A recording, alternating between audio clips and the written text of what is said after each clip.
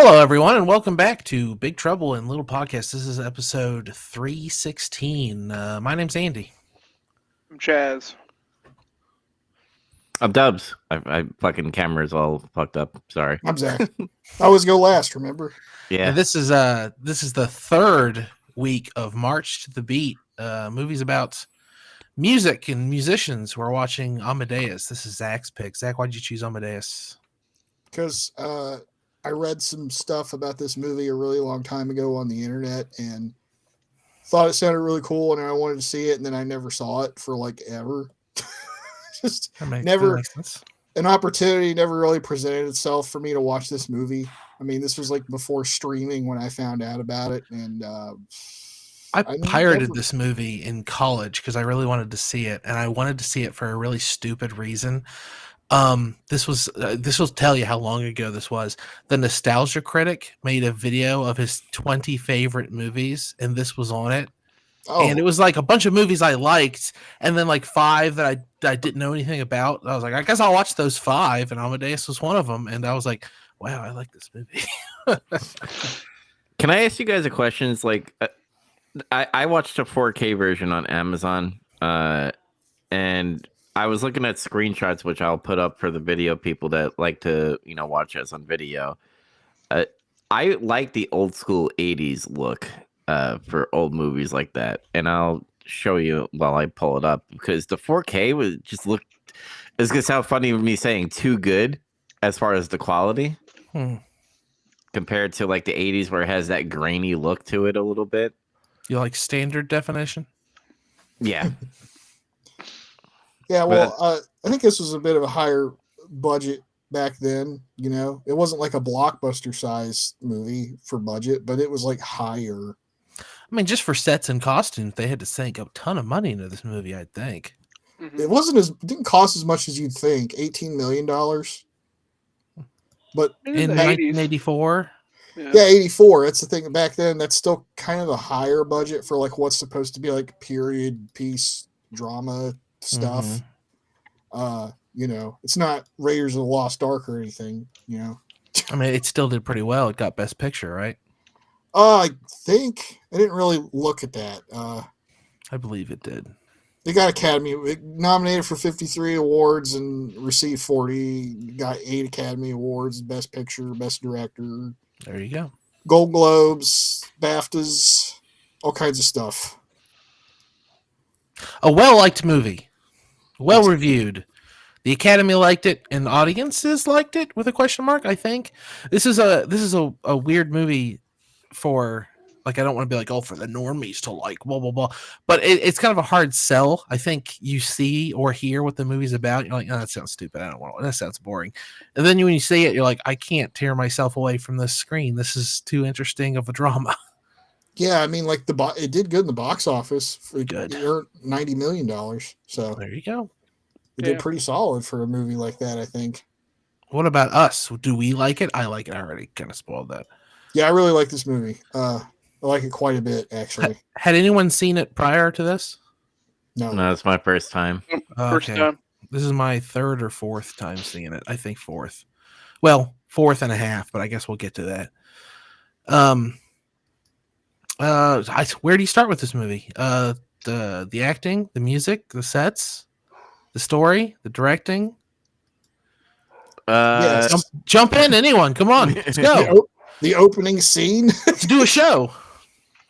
You like the framing mechanism, right? With old Salieri talking to the priest, the father, whoever it is. It kind of makes, it's part of like what makes it really is. It's like this. He's listening to this crazy old guy tell this story. He didn't even know who he was at first, I think, right? Yeah, he knows that he claims to have killed Mozart. Yeah, like he's heard that, and then he's like, "Listen to me play." He's like in there playing his music after he tried to kill himself the previous night before or something, and he got taken to a mental institution, an asylum, basically. And then a priest comes in, and he's like, "It's like you need to, absolve yourself of anything. We can speak as children of God here, whatever." And he's talking about Salieri's talking about his music and stuff. He tries to play a few pieces there, and he doesn't recognize any of it except for one. that he didn't write. Which is a Mozart piece, yeah. Yeah. And it just kind of goes from, he just starts talking about his life and, you know, how he met Mozart and all this other stuff. That's basically what the story is. Is him telling this guy his life. Well, beyond that, like, what is the story of this movie? What's the elevator pitch for this movie? What's it about? A guy who was in the royal court in Vienna who was close to Mozart and plotted to kill him allegedly.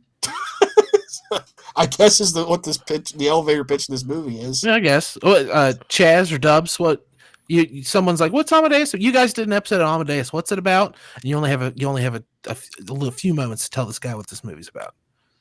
An Italian guy who's angry at Mozart and finds out that Mozart is a child and is, I guess, semi-poor at times because he's also very jealous of him.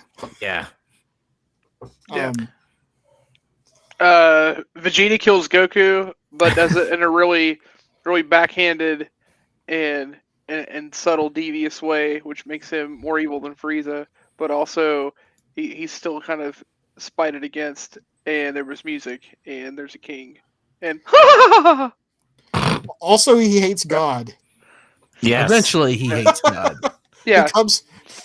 That shit makes us like. I hate kind of using the word epic to describe a movie or something like that, but that kind of did make it epic. That it's like when he first started with like his childhood and then he wanted to be like a composer and stuff, and his father hated music. He's like, "Why do you want to be a musician?" And then he dies from choking at that table. Yeah, God. He prayed to God to let him become a great composer, and God killed his father for him. And he thanked God. And he thanked God for killing his father. Yeah, like he's kind of fucked up, like right off the bat. But yeah, that's one of the great. I wish I knew more about it, but they say there's all those great ways to classify all the great stories. It's like man versus man, man versus nature, man versus God. And this is kind of characterized like that. This is man versus man and man versus God. Yep. So I got a question to you guys. Like when his father died, like every time he has like some type of traumatic event, like the next day his music is like awesome and the opera plays. You mean Mozart? Yeah. After his father dies. Yeah, like after his father dies, he writes Don Giovanni. Right? Is that what you're talking about? Yeah, that Black Knight looking dude that like comes out of the sky and like the Italian guy is like, I have to admit I was there at all 5 shows. Yeah. Or something I like that part. I like that part because it's written so well, but I also like it because Don Giovanni's like my favorite opera, I guess. I mean, it's like one of the most famous operas. Yeah, I mean, I hate to be a basic bitch about it, but I actually like Don Giovanni. Mm-hmm. And also, I'm getting to the picture right here. Did this guy try to like gyp him in some way? Because like the wife was all like, I want money up front. And I don't think. I mean, he paid him. He paid him half the door, like he said he was going to. Yeah, he just did it the night that Mozart died. Yeah. I mean, he said his thing is like, listen, I don't pay anybody up front. Who do you think I am, the emperor? Yeah. Yeah. I think he was on the level. This broke-ass theater troupe. This way it is. And the Italian guy hired this maid to like spy on Mozart and get like information and shit, and she like had a nervous breakdown because of the what made her go over the edge? Was it the madness of Mozart made her go over the edge? He drinks all day and then he takes medicine and it makes him worse. It makes him worse, or whatever she says. Mm-hmm. And I found a little tidbit. This guy here, this guy here, and I'm acting like you guys see my fucking cursor. But when the Italian guy gives the music sheet and he's like, "This is pretty good. Go get Mozart, but slowly I need to practice and stuff." I found that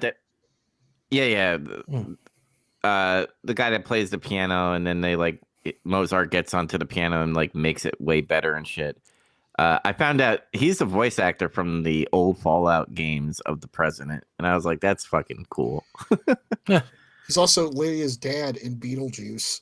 Yeah, that's what I recognized him from. Yeah, I same, and I was like, "Oh yeah, didn't he like touch a bunch of children?" I was like, yeah, he also did that. Yeah, he was in Devil's Advocate, so makes sense. Yeah. I thought all the shots were great in this film.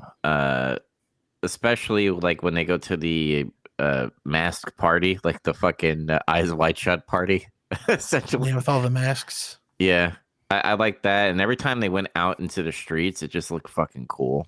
This is one of the movies that makes me think of something I don't think about all the time when I'm watching film is color grading. Like you can tell that they put a lot of thought into like the tone of a scene and like making sure it's lit right when they film it and then color grading it in post-production. I assume it. I mean, maybe they just shot it and it actually looked that damn good, but I feel like there was a lot of deliberation put into how this movie looks. And the old the Italian, you know, in the beginning when he's like all old and shit. I love the I love the 80s like makeup and shit to make him look old. It kind of like reminds me of like Mel Brooks movies too, on how it looked. Because obviously, you know, he's this guy where I get to the slide and shit, but just with makeup on, essentially. This guy right here. Mm-hmm. Yeah. Just some subtle aging makeup. I don't think it was really over the top. They just gave him a wig, like a balding gray wig, and did some subtle work there. Weirdly, that's one of the things I have a teeny tiny nitpick with the movie about is Mozart and his wife, and to a lesser extent Salieri, throughout the movie look the same at the beginning as they do the end, and like 20 years pass. Or maybe not 20, but it's at least 10, I think. Mm-hmm. People age slower in the late 1700s. I doubt it. Well, you know they age slower than they did 100 years before. Yeah, sure. What about Chaz and Zach? Any nitpicks for you guys on this movie? No. I don't got any nits to pick. There's nothing I didn't like about this movie. Wow. I mean, it was a touch long, but like Shit. I never felt it, like, if that makes sense. Like, all right, here we go. Which version did everyone watch? Oh, I'm glad. Yeah, watch theatrical. So it was 2 hours, 39 minutes? Yeah. Okay. I have in the past seen the director's cut. It's a crisp 3 hours long. Ugh. And that sounds unbearably long, but did you feel 2 hours and 20 or 39 minutes? The beginning I did. Really? Like okay, yeah, but I didn't. The director has said that the director's cut is not his cut. It's something the studio did to put on discs after the theatrical cut. He says the theatrical cut is the director's cut and that the director's cut is the DVD cut. How confusing is that? That's so weird. I've seen both versions within the last year. And so the other one was kind of fresh in my head. I'd watched the 3 hour version not too long ago, not knowing the definitive version is the theatrical version. They are both on the Criterion channel, so I was watching the theatrical version because I knew that's what everyone was going to watch, and noticed some of the stuff that was missing and felt its absence so profoundly. I started up the director's cut and jumped to some of the parts that were missing because I was like, I got to be remembering something. This is going to sound blasphemous. I disagree with the director. The director's cut is way better of a movie. Really? They leave out some really, in my opinion, some really important stuff. You remember at the end, the very end, when Mozart's wife comes home and finds Salieri there, and she's like pissed off and wants him out of the house? Yeah. Mm-hmm. They don't set that up in the theatrical version well enough. Like, you remember the scene where she takes his music to Salieri because she wants Mozart to get the job teaching the princess, and he looks at the music and he's like, oh, it's wonderful, and it jumps, he's telling the priest about it a little bit, and then it just leaves that scene and jumps pretty much right to where his father turns up. Well, in the director's cut, at the end of that scene, Salieri tells her to come back that night by herself, kind of implying, well, I think he says something like a favor given deserves a favor in return or something real skeevy like that. And she comes back that night by herself and starts undressing, like as if to have sex with him. And then he changes his mind and then rings a bell to summon his servant and says, show this woman out. She's standing there just topless. He says, show this lady, like humiliates her. And then she goes home and is crying in bed and like telling her husband, oh, I love you. She doesn't tell him what she did, but like, it's just another thing that shows what a motherfucker Salieri is the whole movie. And there's also stuff they cut out. He has dinner with the emperor, or lunch with the emperor, whatever. And he's telling him about, you shouldn't let Mozart teach people because he molested some young girl twice in one lesson once. Like, he's a terrible person. And they cut out a bunch of that stuff. Like, at the end of the theatrical cut, I can almost be like, I kind of feel bad for Salieri. But in the director's cut, you're like, this guy's an awful villain. They cut out all that stuff. And I don't understand why. Yeah, that's what the one I watch. At the end, I was like, I kind of felt bad for him. And now you saying that, I'm like, God damn it! I wish I seen that version, even though it would be like 3 hours long. There's a lot of little extra stuff that he does. That's like he Mozart comes to him and is discussing his problems with him. And this might be in both versions. Stop me if it is, but he's discussing his problems, and he says, like, "Are you living in poverty?" He says, "No, but I am broke." And then he asks Salieri to borrow money. He says, you can dictate the terms. I'll pay you back double, whatever you want. Like, I'm desperate for money. Yeah, that's not in the theatrical cut. Okay. And Salieri says, I'm not going to loan you any money, but I'll tell you what I'll do. I'll refer you to a guy who might be able to loan you money. And he has a daughter that you can teach. And he goes to teach this guy's daughter. And the guy's like, just like real rude, and has like 12 dogs, and they're all barking and being assholes the whole time. And he's trying to like play music, and the girl's parents insist on sitting in the room, and every time music gets played, one of the dogs howls. And it's like, it's a silly scene. It's kind of funny. And he's trying to get the daughter to play music, and she's too embarrassed. And then he plays the music, the dog's howling, and he says, oh, sorry, we'll have to break the dog of this or something. And he tells him to keep playing music. And then eventually the dog stops howling. And he says, oh, great, the dog has learned. And Mozart says, fine, well, next time you want me to instruct one of your dogs in music, give me a call. And he grabs a bottle of wine and storms out of the house. And he's walking home getting drunk on that bottle of wine. And that's when he walks in his front door and his father's there. Okay. Oh, yeah. I see now. I see that. That's like very different. Yeah. And that's why in that scene, his father says, don't you have pupils? And he says, oh, I don't want pupils. They just get in the way. It's because he had just been at this motherfucker's house trying to teach his daughter, and there's dogs howling and acting like idiots the whole time. So I mean, the theatrical version's great. Obviously, I mean, Zach said he couldn't even find fault with it. Obviously, you guys like the theatrical version, so why bother improving on it? But I'll tell you, the director's cut is real good. They cut out some good stuff, I think. Maybe I'll watch that next time. I want to say for the record, I didn't feel sorry for Salieri at the end. I still thought he was a huge prick. Well, I didn't either. Yeah, immediately. He kind of pushed him to like exhaust himself anyway, just to write that fucking Requiem, and then like he tried to steal it, but he couldn't at the end. I mean, yeah, come on. Yeah, well, it's interesting too. I was trying to figure out, like, again, I didn't know anything about this movie or how much of this actually holds up, but of course, this is a fictionalized story. A bunch of it's wrong. Yeah. So, I wanted to know though, like, well, like how much of what they put in there is based on historical fact, or did he have, is any of his cause of death or anything even related to this? And I don't even know. They mentioned like there's a combination of different things that may have caused problems. Like they don't know how much of this was related to his immediate death or how much of it was issues that he also had chronically that, it also could have led to some of the other problems he had. I mean, like it's like this crazy list. Like there's tuberculosis, mercury poisoning, syphilis, recurrent strep infections, chronic hematomas because from like recurrent falls, kidney issues. Yeah, apparently he like fell a bunch of times and then had like fainting, and then that led to more injuries, and then he had bloodletting stuff.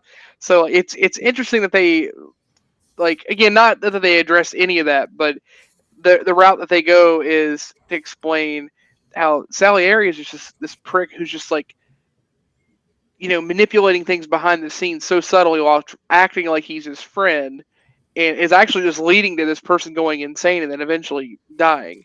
And then he even treats it like, and God took him from me before he treats it like, oh, God had his laugh God again left at me the here end to anyway. suffer. Yeah.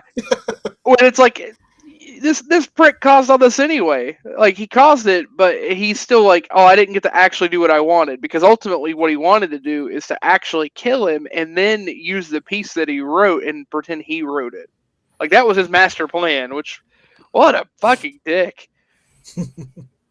Yeah, and what I mean, I feel bad for him. Like, it wasn't like, I mean, we get it. You're not like yeah, he's the hero, but he's still a dick and stuff. It's just like, I didn't see him as a full villain, essentially, compared to what the 3-hour version is. Like, if I saw the 3-hour version, I'd be like, yeah, okay, fuck him. Like, I hope he dies. I hope God, like, fucking throws him in the pit of lava or something like that. Yeah.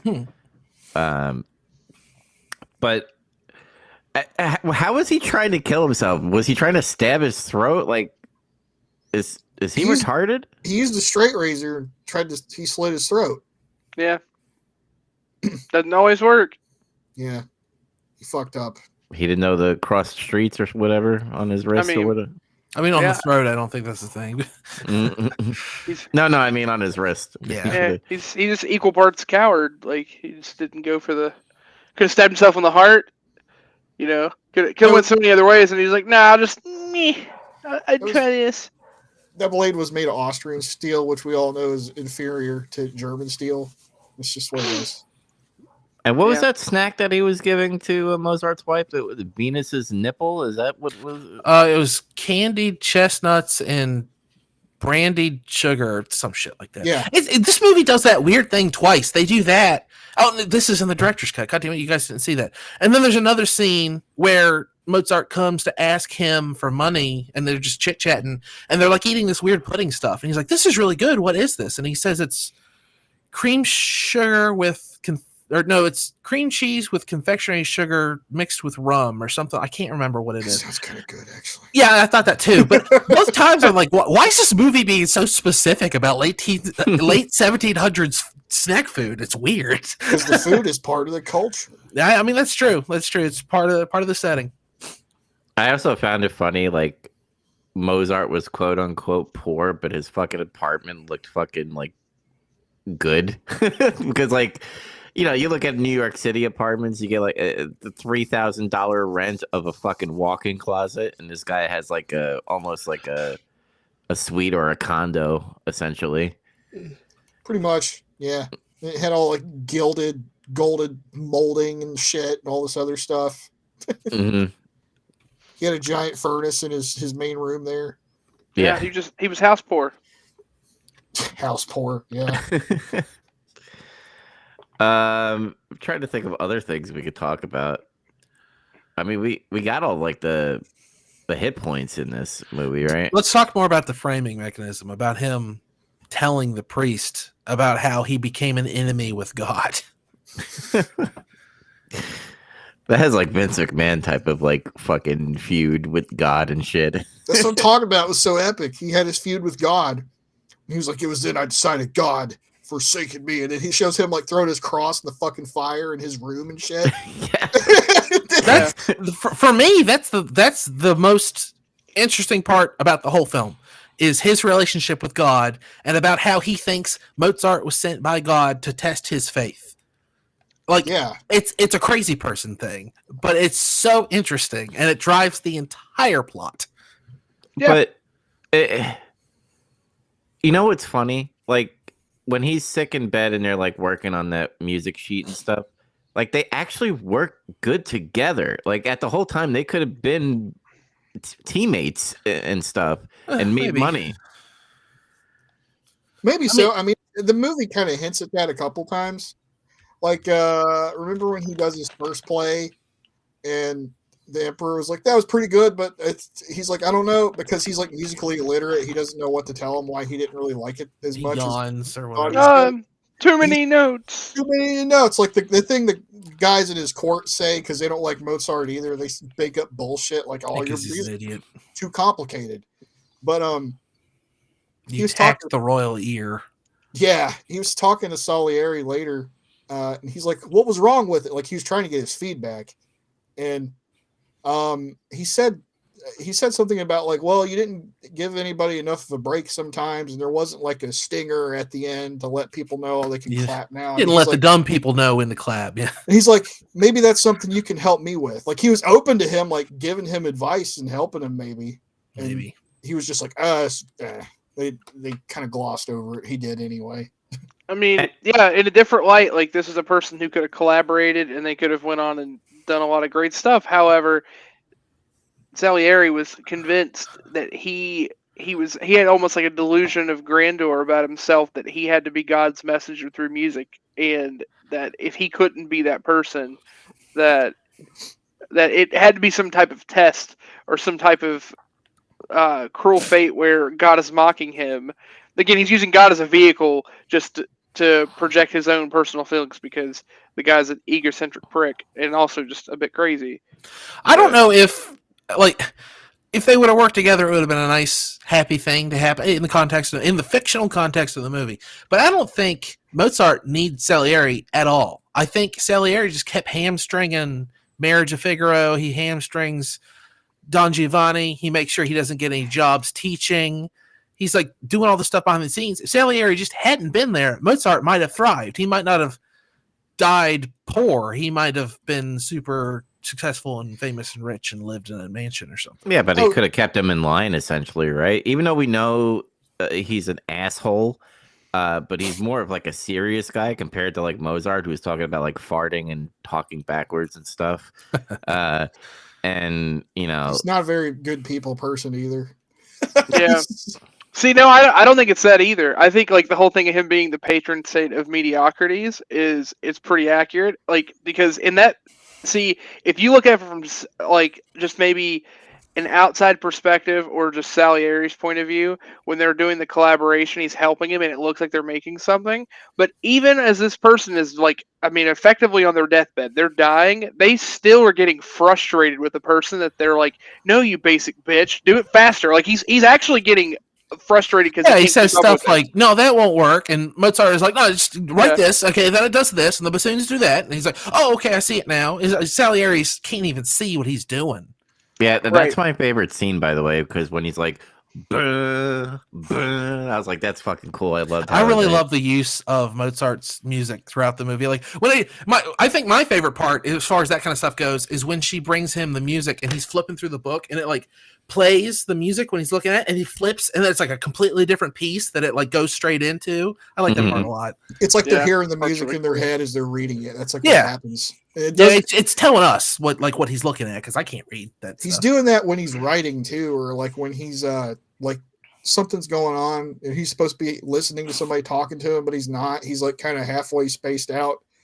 Like when his wife's mom is like fucking yelling at him and shit because they left him. And he sees her like he's screaming, and he just starts thinking about music, and he's like, "Oh my god!" And he has that. He writes whatever the magic flute or whichever one that is, and he's like goes straight into that. I like that part a lot too. Mm-hmm. Yeah, I like at the end when he's writing the not dirge, the requiem. It plays the individual parts. He says, "Okay, the voices first, baritones, and you hear the baritones, and then you hear the sopranos on top of the baritones." And then he does the oboe, and you hear the oboe, and then he goes into clarinet, and then you hear the clarinet, and then it all comes in together. After he dies, we hear the whole part. It's that's really cool too. Like after he dies, they play his requiem over the funeral scene.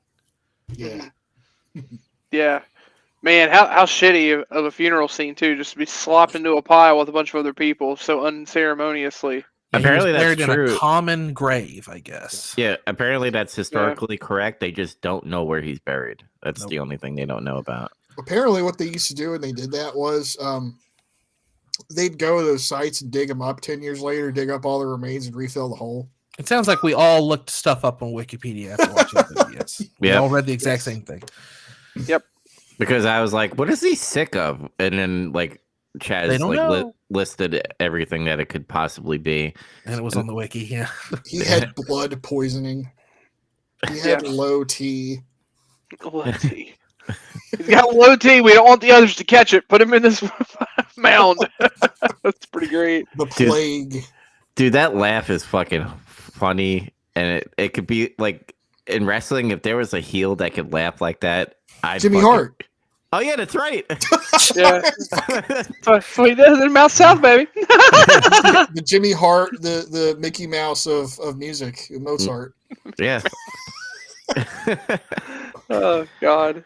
And Jimmy Hart's the Mozart and the Mickey Mouse of wrestling. There you go. This is gonna be funny because, like, Zach, when you picked this movie, the first thing that came to mind, because I didn't like look anything up, I thought of the fucking rock song Amadeus. Of course. And I was like, oh, it's gonna be like some rock film or whatever. And then I turned it on and I'm like, oh no. Shit. This is a period piece. This is not even close. But I enjoyed it. I fucking love the 80s. I know I've said that like 1,000 times on every 80s movie that we watch, but man, the 80s did movies correct, in my opinion. This movie, as far as how, and again, I don't need to get down the route of why I didn't watch the 4K over watching the other, because that wasn't a choice. That was just a convenient thing that got released, whatever. But even the version that I watched, this movie aged like a fine wine. Like, this movie looks great. It just does. I don't know. There's so many movies you can watch from the 80s that, like, sometimes the aesthetic holds up, or like you appreciate it because it almost looks cheesy. But this movie just looks really good. Well, the thing is, the 80s, that is the pinnacle of shooting on film technology. They had perfected putting stuff on celluloid. That was the best it ever got. Yeah. And then when the 90s rolled around, they started trying to do digital. They started doing other formats, and now they're digitalizing everything. The 80s was, this is the absolute best that technology ever got and was used most widely. Like, you still get weirdos like Quentin Tarantino shooting stuff on 70 millimeter once in a while, but the 80s was right when that technology had matured fully. So I think that's why a lot of stuff looks so good from that period. I think. I'm not a historian. I don't know. I mean, that makes a lot of sense. Yeah. Yeah, I think the only director today that I like love how it looks is everything that Christopher Nolan does. Like, his shots and stuff are great. He's the opposite. He's very much a digital boy. Yeah, but like, he does digital correctly compared to like most other directors, in my opinion. But I guess we all recommend this movie. Yes. Yeah. I recommend the 3-hour director's cut. Frankly. I gotta watch. I mean, I recommend either one, but if you got to choose, just buckle in and just do the whole thing. Yeah, I definitely recommend it. I think that's what I'm gonna do. I'm gonna rewatch this movie with the 3-hour version. So yeah, I recommend. Though. The what? When are you gonna watch it? Probably soon. Really? You think you can do it? Right. Yeah, I think I could do it. Yeah, but I recommend it. And Zach, what about you? Oh yeah, I like this movie a lot. Recommend it. Cool. Andy, what's the next movie we're gonna be watching? The next movie is Dub's pick. We're gonna watch The Pianist. We're gonna watch The Penis. The Penis. 2002, another Best Picture winner, I believe. Mm-hmm. Adrian Brody. And it's funny that me and Andy picked the movie in the same year. That's true. Yeah. Something tells me that's going to be the only thing they have in common. Yeah. All right. Yeah, so remember to watch that movie, then come back, and then we will discuss it. Still don't have an ad. As you can tell in the video version, I am adding some new stuff here and there. I got a new background and the presentation thing I found I could do. So let's get into some post-credit scene. And I know you said you didn't want to like start it. So Chaz, do you want to go? I mean, I can. Yeah, I don't have a whole lot to talk about because I honestly haven't done a whole lot in the week. I've had to work a bunch. So I'm still watching through. Actually, no, we finished catching up on Ghosts. We're like in the halfway point. Again, just fun show. Same with Invincible. I think the last episode comes out next week. I haven't watched this week's episode. It came out today. I haven't really played any Lorcana. Like I've been doing some stuff with my Lorcana team where we're like prepping because the set actually comes out tomorrow. So it's more just like prepping for that. And there's a tournament that we're going to be participating in the next month with some other teams. Pokemon, I did get to play some card stuff. I played in a cup over the weekend on Sunday. Kind of pooped out on that. Actually, I shouldn't say pooped out. I got third place, but it was just one of those things where there weren't a ton of people there. So like I made it to the last round, and me and that other person that were undefeated, whoever wins would be the person to win the whole thing, and I lost. So then I didn't even get second place. I got jumped by another person just based on tiebreakers. So I got third place. It was like poop, but whatever. And then actually yesterday there was a challenge in my area. There's a challenge yesterday, then there's another cup tomorrow. And I was worried the challenge wasn't going to fire off. So I just showed up at the shop, signed up, played the first round, conceded the first round to someone on the left. Because I was supposed to just be doing family stuff, but I wanted to make sure that the event went off. So I literally walked in, beat the guy that I played, but then said, "No, you can have the win." Left, and I was like, "Okay, glad this worked. Bye, guys. I'll see you on Friday." Confused everyone. But and then the only thing I've really done and spent a significant time in is I've been playing Control, and I don't know exactly how far I am in the game. I feel like I've got to be close to the end of just like the base game, aside from other additional content.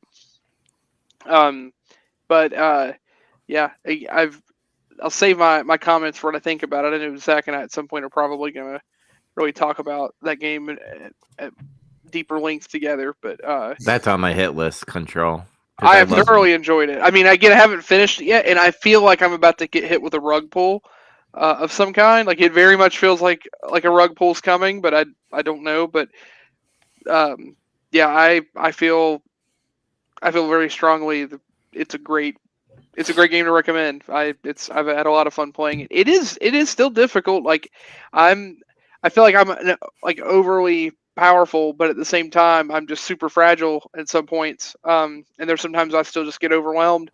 I also realized that I skipped over like some side missions initially. Like, I'll come back to them, and then I just didn't go back to them because I kept just pushing through the game where I was taking like breaks in between and just forgot. So then I didn't have the shield. Like I basically didn't have the ability to block stuff or shield anything until much further into the game than I probably should have. So I've just been glass cannon in most of the game, but yeah, looking forward to wrapping it up pretty soon. I mean, at this point, I want to kind of finish all the side stuff. Like the side questing stuff's fun, particularly there's like side quests where you have to go find these altered items that are all jacked up. Like the very first one that like causes that trigger to do all those was crazy. That monster that you had to fight was fucking batshit insane, but I love those fucking altered item things. Mm-hmm. That's been my favorite part so far. I mean, I'm on the last section of it. I just haven't finished that. And then the jukebox, I got frustrated with the jukebox stuff. I tried one and I got my ass beat. So I need to regroup and try it again later. But yeah, I've enjoyed the game a lot. But yeah, that's all I've done. That's not really a whole lot. Okay. I'll go next. I beat Blood Omen. I will save all my thoughts for when we do our podcast. Man, like it's so good to actually beat games now. I'm like, so I did that. I watched a animated adult show called Pantheon, and I said in the Facebook Messenger, it is a masterpiece. The plot is going to be weird, but I'm just going to name actors in this show, and your guys are going to be surprised. Paul Dano, the guy at the Riddler in the Batman movie. Aaron Eckhart, Two-Face in the Batman. We call it. Ron Livingston from Office Space is in there. William Hurt is in the movie, Oh, the cool. show, and Michael Kelly. He's from the GTA 5, the skinny dude that like curses a lot. And Daniel Day Kim, if you ever watched the show Lost, he is the Korean dude. But the plot of this show is, what if Steve Jobs didn't create he created the iPhone, and he's, because he's dying of cancer, he doesn't want to die and go to the afterlife, so he creates a simulation where you upload your intelligence into this simulation and live forever. And the plot is, there's this girl named Maddie. Her dad died of some type of disease, and he got uploaded into the simulation. And pretty much they have this virus called the Flaw that they have to like fix. And Steve Jobs and his team literally clone the Steve Jobs character and raise the Steve Jobs kid in this timeline with fake parents and everything, and they like recreate all the events so that they could get his brain and find out how they can fix the Flaw. It gets all crazy and stuff, but the voice acting is great, the animation is great. I went into this being like, what is this shit? I was like, I don't want to watch cartoons, and then like it was like really fucking cool. So I highly recommend it. I watched more Severance. I'm on season 2. I have 3 more episodes for season 2, and that shit is just getting batshit crazy good as well. Gaming wise, I just been besides beating Blood Omen, I just been playing like SNES Tetris because it's on my computer for emulator and stuff. I just love Tetris, man. It's such a simple, great game. Zach and I were talking about puzzle games today. Yep. What puzzle games? Just coming to love puzzle games in general, I think. Yeah, because I used to not really care for them at all, except for a Puyo game that was ported as a Dr. Robotnik, like Sonic the Hedgehog crossover in America. Machine. The mean bean. Yeah, but like I've talked about it before, like at some point on the show. Like at one time I went on this columns craze. I played columns one time and it hit right. And then it was a couple of fucking columns. And then I played Tetris, and it's kind of kept going from there. Yeah, I think as an adult we like appreciate it more because that's what I was saying. The older I get, the more I like Tetris. I think there's something to that. And I think it's just a simple game to like boot up, because I brought up in our getting some color chat because we're talking about WWE 2K25 and stuff. And I'm like, it's 2K25, and even sports games these days, like the menu system is slow as shit. Like if I want to play a game, it literally takes minutes for me to get into a fucking game because I have to like navigate through all the bullshit. Like at least with Tetris, I turn that shit on. Level 1. And then you just fucking dropping blocks and stuff. Yeah. So I want to turn a wrestling game on, just throws me right in a fucking match, just like when you turn on the show sometimes. Oh shit, they're going now. It's happening now. That would be kind of cool. That should be a that should be like a fucking feature in a game. Just like you turn it on and I'm like, holy shit, it's fucking Raw. What the fuck? You're just in the middle of a match, like you just get hit with a move. Oh fuck! What? And you just have to like recover and do it from there. You could turn like toggle. You could be like Kevin Dunn camera angles, and it's just like fucking switching so many cameras. It's zooming in and out. Yeah. Yeah. I've been getting into more like adult animated shit. What was that one show that you told me to watch, Andy? That was funny or something like that, and it's animated, and you like signed up for the Patreon for it. Oh, Space King. Okay, oh my god, watch Space King. That shit's hilarious. Yeah, watch that. Yeah. It's only 2 episodes right now. The third one's almost done though.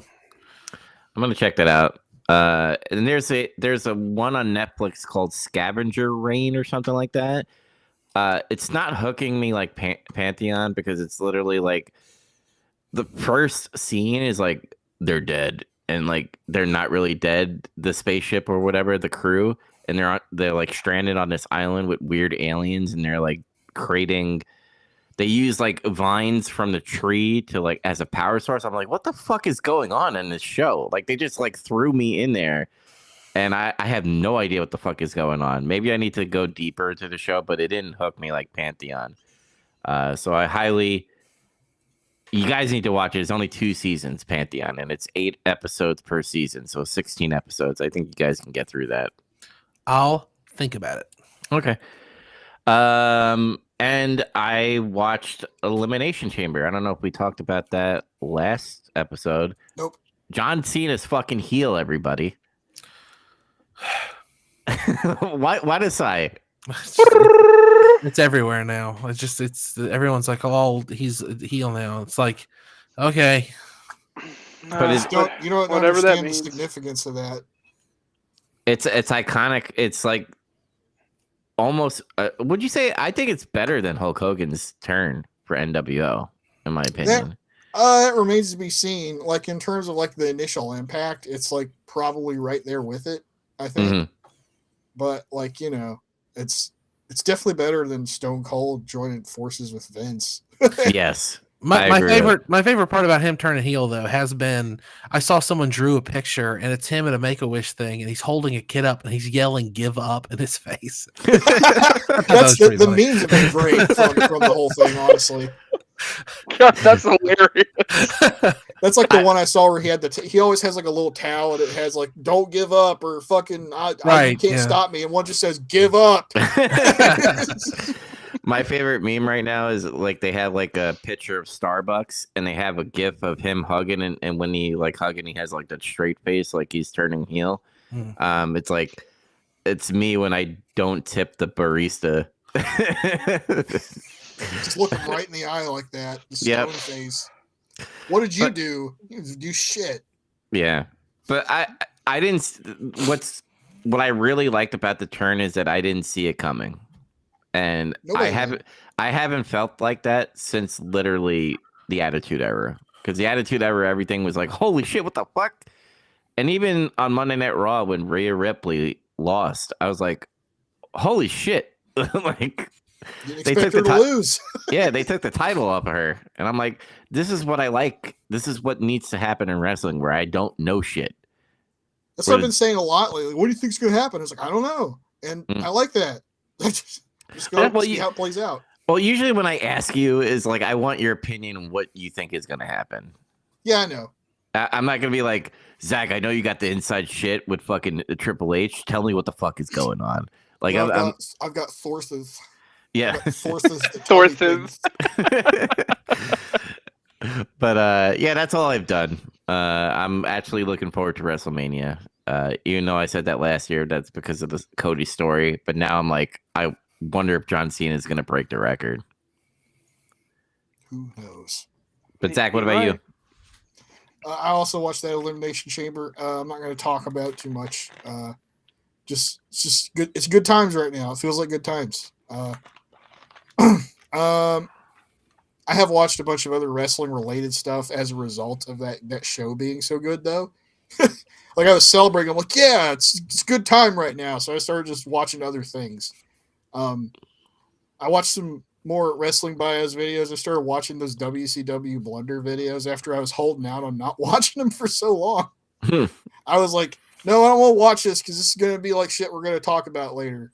And then finally, I was just like, fuck it, I have to, because I forgot what one got me into it. I think it was the Bobby Heenan one, where it was talking about how much Bobby Heenan hated working there after like the first year or something.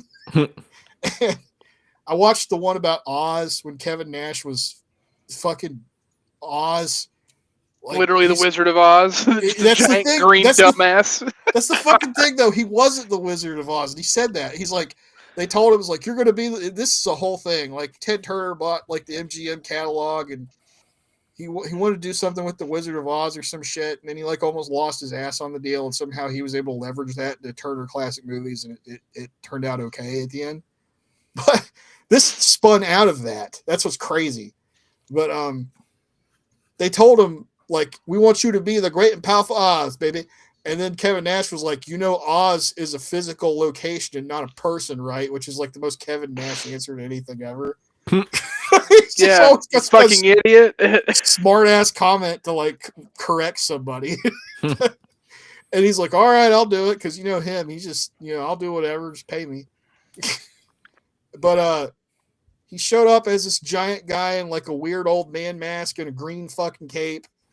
And then Kevin Sullivan was there as the wizard, the wizard, and he had a little monkey.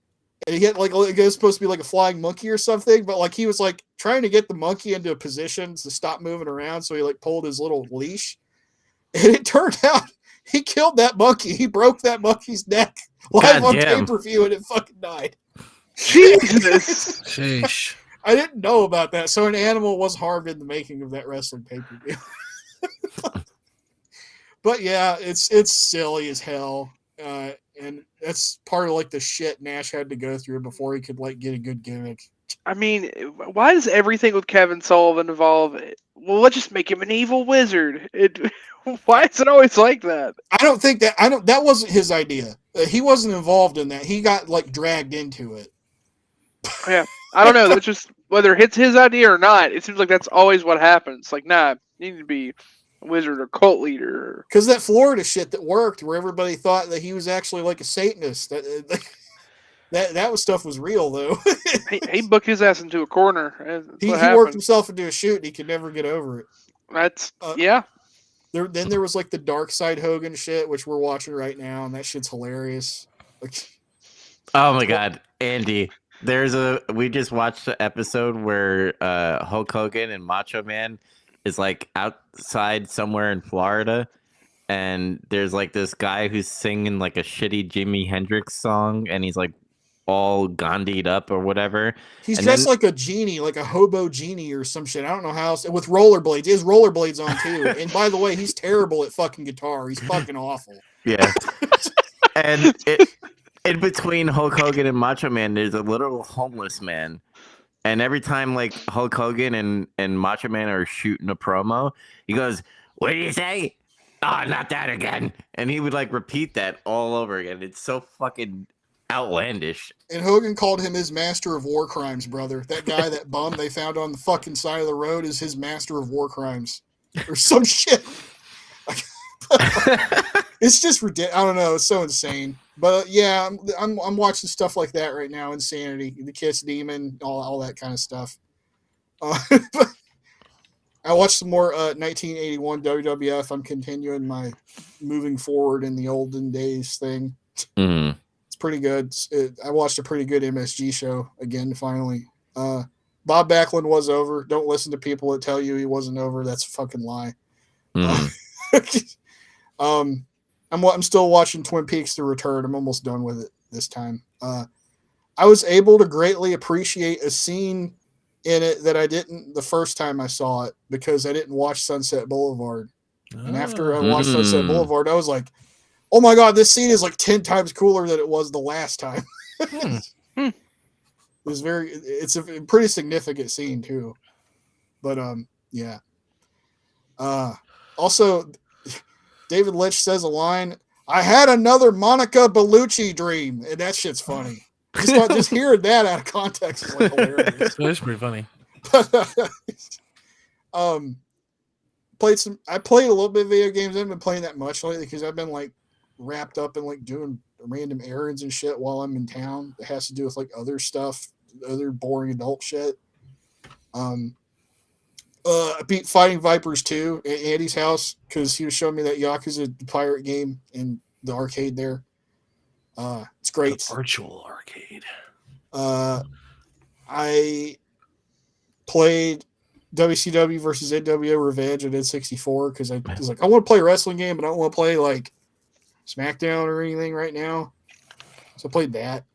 And then I was like, oh, I beat this already. And I checked the old one of the old accelerated gamers was like, I already beat this game completely. Like it's just so I was like, you can play a game because you like it.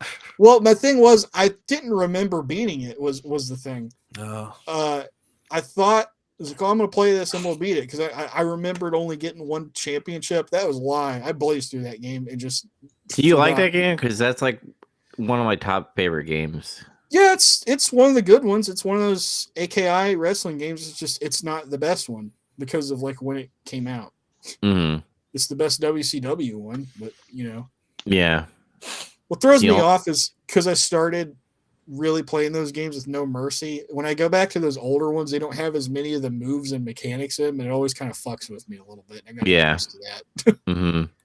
But and then I went to WrestleMania 2000. I graduated up to that because I haven't beaten that one.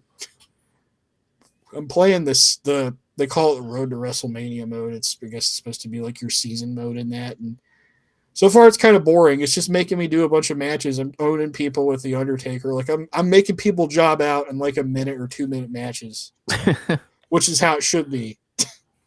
But nothing's happening. I've made people job out to me for like 2.5 months. I'm like, when am I getting a damn title shot? When the fuck is this going to happen?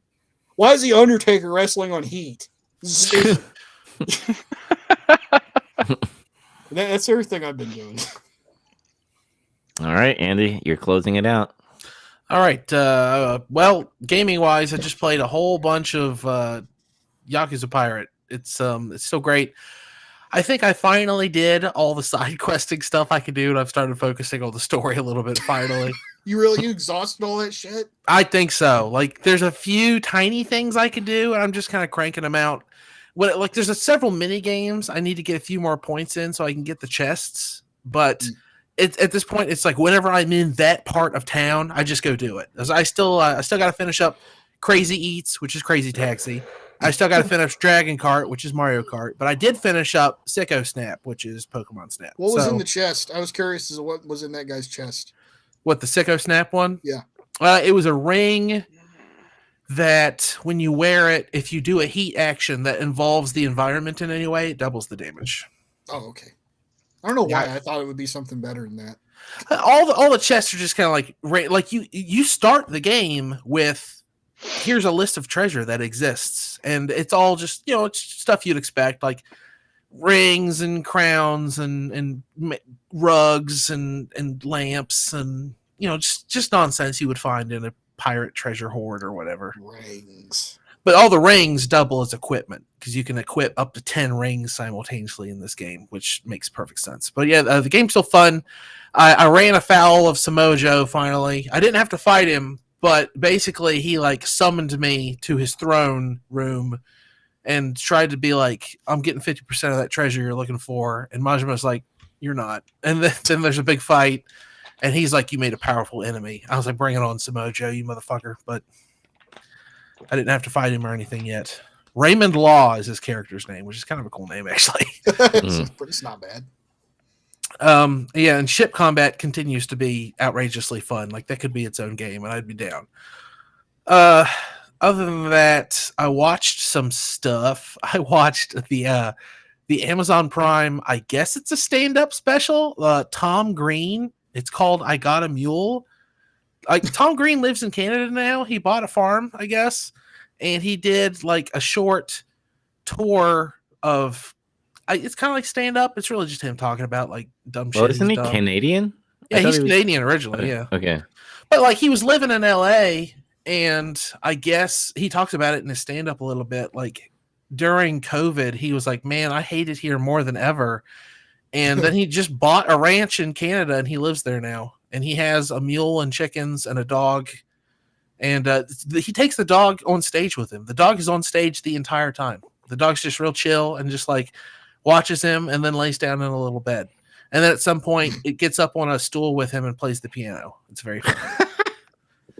That sounds like Tom Green there. I mean, it's like Tom Green, but he's dialed down a little bit. You can tell he's older. It's funny because he opens it, he comes out, and everyone applauds. He says, "I'm Tom Green. This is what I look like now," and it's because he's got a beard and stuff. It's funny.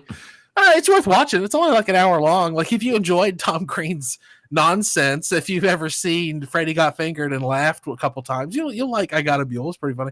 But now he has a whole show that I did not watch that is Amazon exclusive, and it's about him having that farm. It's just Tom Green doing farm stuff. What the fuck is with these celebrity guys getting a farm show? I was about to say, I loved Clarkson's farm, and I was like, maybe I should watch this Tom Green farm thing. maybe that's what I'm into now, because Clarkson's farm is great. I love that show. I don't know. Maybe I'll watch it. I don't know. I need to see John Cena's farm. That's what I need. No, he's busy. He's doing other stuff. Well, eventually he's going to get bored of doing stuff. He's going to get a farm. Let's see. What I also watched I'm desperate. I'm desperate for Formula One, so I watched day 3 of testing on Bahrain.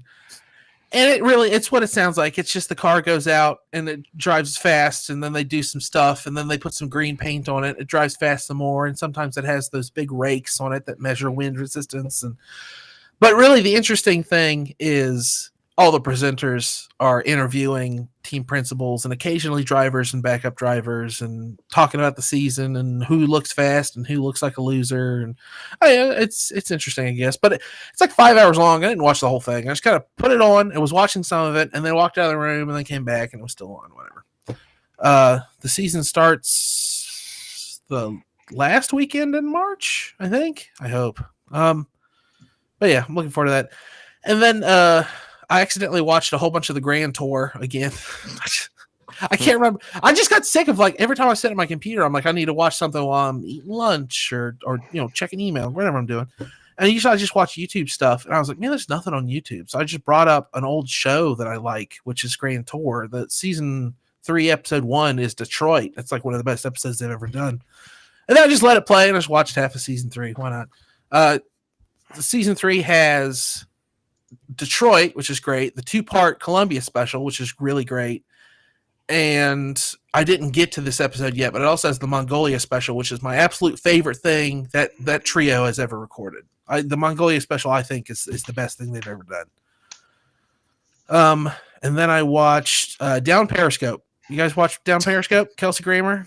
Mm-hmm. A really long time. I love that movie. It's so funny. I like. It's considered a bad movie. It did poorly when it came out, but I don't know. I think it's hilarious. I love that movie. I make no apologies for it. It's not a work of art, but goddamn it, it's fun. But yeah, that's it. I watched all this stuff and I'm just still playing Like a Dragon. I'm worried I'm going to try to complete that game, and that will be a monumental task because there's a lot of stuff to do. But I'm to the point now where I'm past halfway. I'm like, I can just complete this game. I'm going to get tired of it, I know. Because the problem is, in order to complete it, you have to get every treasure. I've doubled back, and now I'm talking about like a Dragon again. You have to get every treasure, and some of the treasures are locked behind games I literally don't know how to play, like Shoji.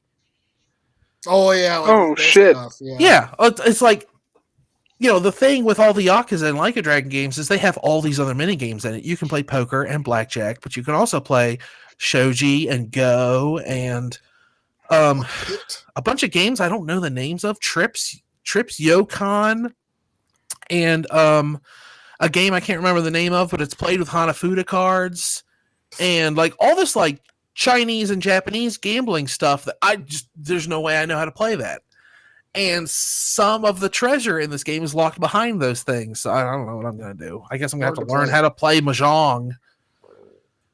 I know how to do the Maxi Mahjong on Windows 98, but that's not how you really play Mahjong. I'm here to tell you. In Yakuza Kiwami 2, you have to play Mahjong at some point to do something special. And I just had to cheat. There's like an item that will give you the best possible hand in Mahjong, and I just used that, and I basically won. But yeah, I'm gonna have to just Google how to play Shoji if I want to complete that game, and I don't know if I'm willing to do that. You're gonna have to fly to Japan to learn how to do it. Yeah, I guess so. I'll have to meet up with a Grandmaster Shoji instructor or something. No, I don't know. I've always meant to. I was talking to a mutual friend of ours who plays those games alongside me a lot of the time, and he kind of said the same thing. It's like, I'm always saying I'm going to learn how to play it so I can enjoy that part of it. Like Shoji and Mahjong are in every Yakuza game. So if you learn how to play it, you'll eat well. But it's a lot. It's like I'm already playing a different game. You want me to play another game on top of this game? God damn it. It's game's the game. It really is. I did. I managed to get every Master System and SG 1000 game. I have them all now. What were the other games? A bunch of stuff I didn't recognize, honestly. Damn. It wasn't anything cool like Sonic or anything. It's just some neat, obscure stuff. But yeah, there's 4 pawn shops in Honolulu. They've all got them. You got to go to every pawn shop. Yep. And yeah, that's it. That's it for me. All right. Where can they find us? iTunes, Spotify, Google Podcast, everywhere. Just I mean, I feel bad because I tell people to Google Big Trouble in Little Podcast, and you'll get a bunch of podcasts that are about Big Trouble in Little China. No, not that one. Us. You got to find us. So yeah, I mean, if you're hearing this, you've obviously found us somewhere. You can probably do it again. But yeah, like, comment, subscribe, follow. All that stuff. Yeah. All right. Well, remember, watch the penis and then come back, and we will talk about the penis. All right, guys. See you in the next episode. Peace. Well.